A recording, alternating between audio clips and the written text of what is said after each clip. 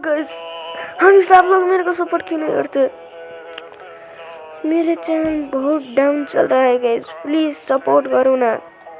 मैं इतने अच्छे कंटेंट लाता हूँ, वीडियो बनाता हूँ, नहीं तुम लोग तो सपोर्ट करते।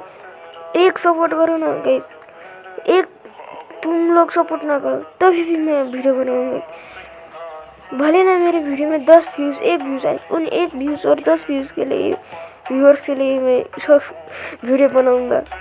एक सब्सक्राइब कर दो गाइस, सब्सक्राइब और लाइक ना कर सको तो पूरा देख के चला जाओ ना वीडियो, क्यों स्किप कर देते हो छोटे यूट्यूबर सोच के?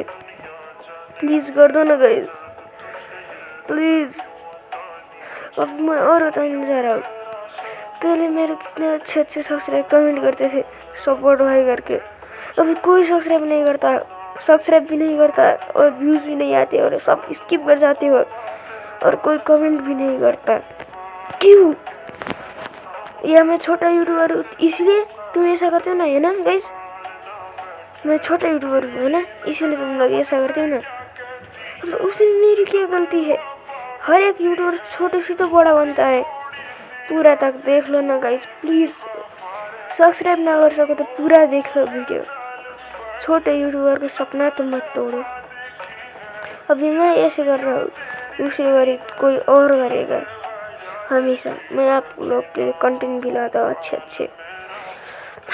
क्या ही कर सकते हैं, ये दुनिया लड़की को ही सपोर्ट करेगी।